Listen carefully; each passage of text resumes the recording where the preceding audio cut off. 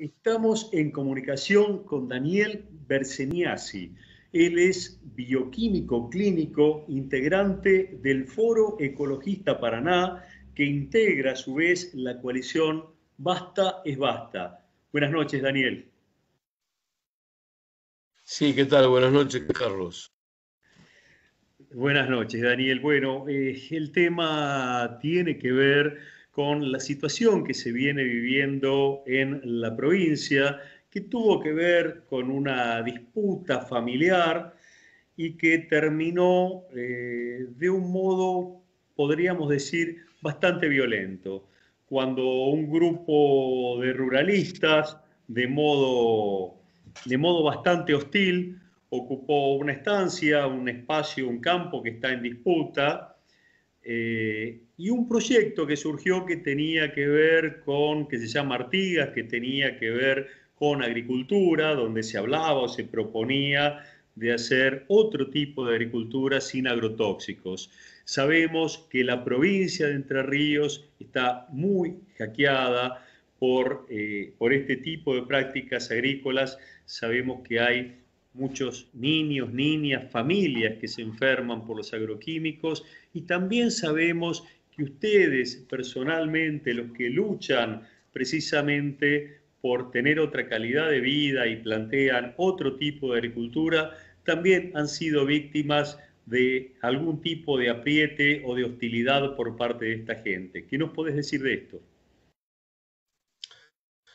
Bueno, sí, en realidad ya desde que se empezó a ser despellejada de su mundo, lo hicimos ante la que se hacía en aquel momento de que eso sucediese, hicimos presentaciones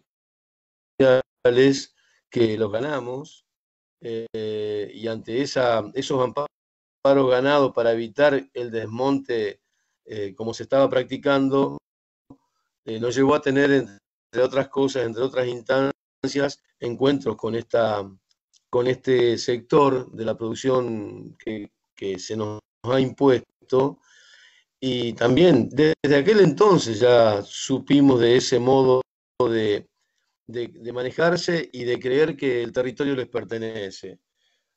A nosotros, en una charla que tuvimos en una instancia del gobierno provincial, ya como adjudicados al amparo favorable a nosotros, se lo convocó a la Sociedad Rural de Entre Ríos, recuerdo, y allí el que entonces presidente Miguel, eh, Luis Miguel Echeverre llegó muy molesto de tener que ir a una reunión por el tema del desmonte, cómo le iban a impedir que desmonten ellos, que son grandes cuidadores, dijo en ese momento. ¿Quién es más que nosotros interesados en cuidar el monte o cuidar el territorio? Dijo. Y nadie nos va a venir a nosotros a imponer la prepotencia de una ley, recuerdo que manifestó este señor Echeverre, que había ido con un ruralista de Diamante y después el hombre nos pidió disculpas a nosotros, el que lo acompañaba a él, por el modo de manejarse. Bueno, y también nos declaró personas no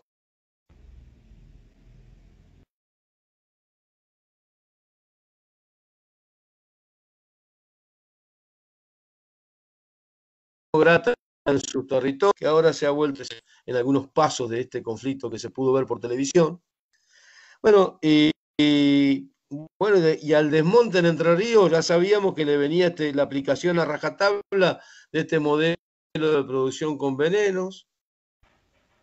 También tuvimos una reacción a eso, siempre estuvimos buscando de que se incorporase una nueva modalidad de trabajo en el campo que fuese progresivamente alejando los venenos del peligro y de la enfermedad que producían y que producen.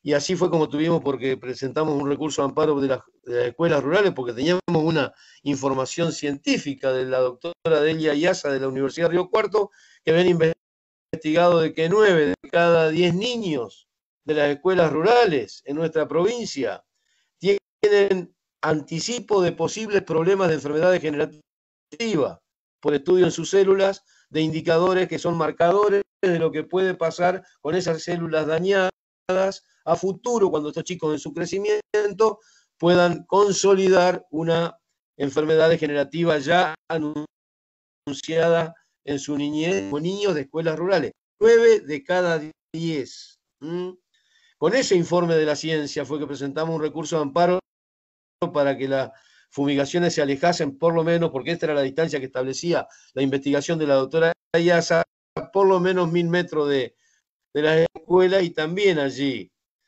por una secuencia de vientos a favor por la vientos en contra por el gobierno provincial de este y de este fiscal de la provincia, fiscal general de la provincia, que favorecía y que se prodigaba para que todo fuera facilitado para seguir en este modelo de producción con veneno a los productores con venenos. Bueno, allí también sufrimos una agresión, después de haber tenido una voluntad de diálogo y la mantenemos a pesar de todo, ¿no? Pero fuimos amenazados porque habíamos hecho este recurso de amparo y nos anticipó uno de los que nos amenazaba que el gobernador iba a sacar un decreto para terminar con nuestra manda judicial que ordenaba esta restricción a 1000 metros de distancia de la escuela, porque esto lo había elaborado él, me dijo en ese momento. Y es uno de los actores que anda ahora también en este tema. Yo lo he visto y lo he escuchado en audio, que es la voz de este hombre, muy desencajada, se desencaja fácil este hombre, un hombre de la Federación Agraria de la zona de Crespo. Lamentablemente nuestro deseo era poder y seguimos intentándolo, pero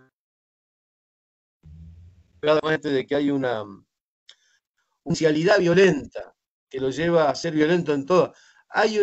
Esta misma persona, ya en el momento de la 125, me recuerdo, y está grabado en algún archivo, en algún banco de archivos de imágenes y videos, en algún canal de Buenos Aires, porque lo he visto, que en aquel momento decía, y acá, y le pregunta al periodista, ¿y qué va a pasar si se sigue adelante? Y acá va a correr sangre.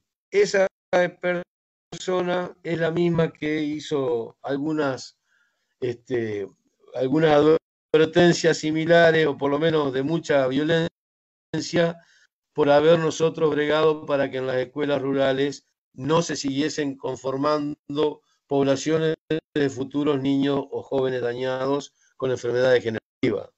Y que ahora también han aparecido ese mismo lenguaje, que también uno de los actores que en audios han reflejado los medios, también es esta misma persona, que nosotros lamentamos de que no haya una instancia que lo lleve a la cordura y al diálogo, no solamente a él, sino a todos los que han manifestado en estos días con el conflicto de la familia Echeverre, un sentimiento profundo de odio y de violencia, y que nadie que venga acá a contradecir lo que nosotros hacemos tiene derecho a hablar, y la justicia, etcétera. Se ve que han afinado en algunos casos. El abogado defensor que tuvieron ahora en el conflicto de Echeverre hace 20 años atrás hablaba otro lenguaje. Era una persona que se lo tenía como una persona del pensamiento político progresista. Y ahora se lo ve ahí, parece mentira. Pero bueno, desgraciadamente sí, y uno lo ve también en las relaciones personales que uno tiene. Han logrado meter hasta en gente cercana a uno ese lenguaje de que los usurpadores y los enemigos de la propiedad privada, una mentira. Pero bueno, lo cierto es que han logrado establecer por ahora, un piso desde el cual manejarse, y a diferencia de lo que dicen, que el gobierno provincial, porque esto es una nacional y provincial, el gobierno provincial, por lo menos el gobierno provincial, ha sido muy condescendiente con esta forma. De hecho, en la provincia nosotros logramos, después de mucho andar y un diálogo que nos costó, pero lo conseguimos con el Congreso Provincial, hacer una serie de charlas y jornadas que trajimos al ingeniero Cerdá por el tema de la agroecología, a mi hijo Damián Berseñasi hablando de los campamentos sanitarios en Rosario, de la Universidad de Rosario, doctor Damián Marino hablando sobre las contaminaciones territoriales, de aguas y demás, y organizado por Cámara de Diputados, logramos traer todo eso y con una masa crítica de conocimiento que hicieron que el gobierno no tuviese otra salida, o que les pareció, por lo menos daba la impresión de que les parecía necesario habitar un terreno, un territorio, un espacio institucional para hablar de estas cosas, y se creó el Foro por la Agroecología en Entre Ríos, que fue una creación del gobierno provincial, pero fruto de todo este desarrollo que te comentaba. Sabemos que trabajaste en el Hospital San Roque, que ahora estás jubilado y que tu preocupación también mucho tuvo que ver con tu labor en ese hospital. Así es. Cuando empezaron a aparecer la continuidad, lo primero que me llamó la atención fue la continuidad de los labios leporinos interrumpidos. Y después, cuando nos conocimos con Andrés Casco, supimos que una de las expresiones que producía la exposición de embriones a el glifosato, que fue una de las investigaciones principales que hizo Andrés, lo que expresaban esos embriones cuando llegaban a su desarrollo posterior era un cierre incompleto de la masa craneofacial ósea. ¿Dónde se cierra la masa craneofacial ósea? En el paladar. Es decir, que los niños que yo veía en el hospital era lo que después Andrés demostró en su laboratorio, que se veían sus renacuajos por estar expuestos al glifosato. Como tenemos una genética muy en común y por eso son asimilables esas experiencias científicas, lo que el hospital expresaba lo expresaron también las investigaciones de Andrés. Los labios leporinos y bilaterales comenzaron a ser terribles. Te agradecemos muchísimo toda esta información y, como te decía, vamos a volver a comunicarnos contigo seguramente para hablar de este tema. Muchas gracias. Muchas gracias, Carlos, y un fuerte abrazo. Celebro con